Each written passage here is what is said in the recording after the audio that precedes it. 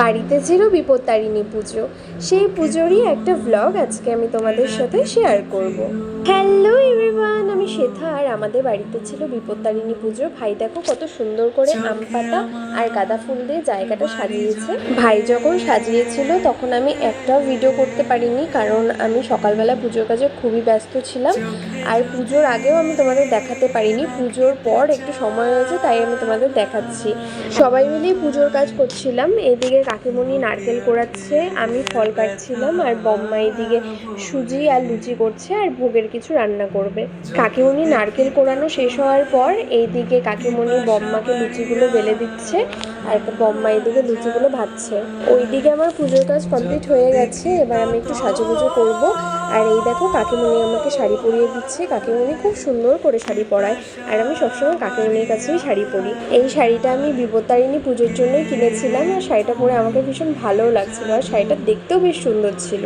আমি তাড়াতাড়ি রেডি হয়ে পুজোর কাজগুলো করছিলাম, আর এইদিকে ব্রাহ্মণও চলে এসছে। আমাদের যেহেতু পিতলের মূর্তি দিয়ে পুজোটা হবে, তার জন্য মূর্তিটাকে প্রথমে শোধন করা হচ্ছিল, আর এখানে দুধ, টক দই আর ঘি আরও অনেক কিছু দিয়ে মূর্তিটাকে শোধন করা হচ্ছিল। আর এইদিকে দেখো শোধন করা হয়েও গেল। এবার আমি মূর্তিটাকে যেখানে পুজো হবে সেখানে বসিয়ে দেব। তারপর আমি সিঁদুরটাকে তেল দিয়ে গুলে আম পল্লবের মধ্যে লাগিয়ে দিচ্ছিলাম।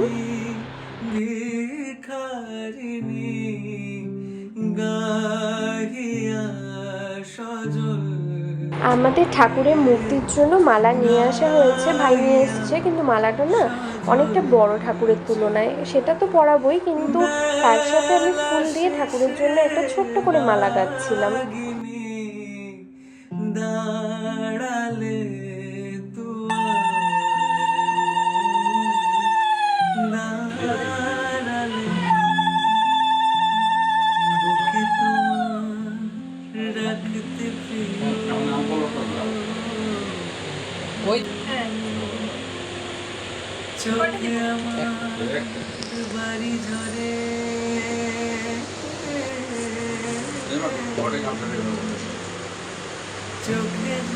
ঘরটা আমি রেডি করেছি। এবার ব্রাহ্মণ জেঠু আমাকে বলে দিচ্ছিল ঘরটা কিভাবে বসাতে হবে, তার কথা অনুযায়ী আমি ঘরটা বসিয়েছিলাম। আর এই ব্রাহ্মণ জেঠু আমাদের অনেক চেনা, তো তাই আমি ছোট থেকে জেঠু বলেই ডাকি। ঘরটা বসানোর পর আমাদের পুজো স্টার্ট হয়ে গেছে।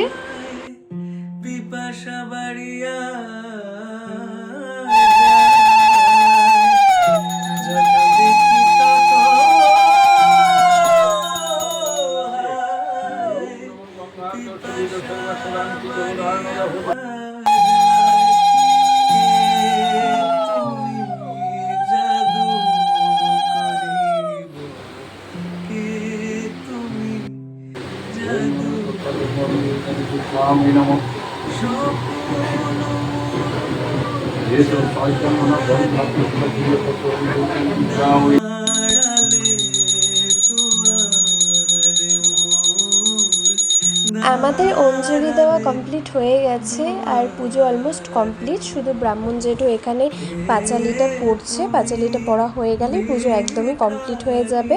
পুজোর দিনটা প্রচুর ব্যস্ততার মধ্যে কাটিয়েছি, তার মধ্যেও পুজোর সব কাজ করে নিজের জন্য সময় বের করে সাজুগুজু করেছি একটু। আর আমি শাড়িটা পরে যখন ফটো পোস্ট করেছি, সবাই এত সুন্দর সুন্দর কমেন্ট করেছিল, আমার তো ভীষণ ভালো লেগেছে। ওইদিকে তো বম্মা ভোগের জন্য খিচুড়ি আর অনেক রকমের ভাজা তরকারি করেছিল, আর এইদিকে সবার জন্য খিচুড়ি আর আলুর দম করা হচ্ছে। এই ছিল আজকে একটা খুব সুন্দর ব্লগ। Tata, bye bye.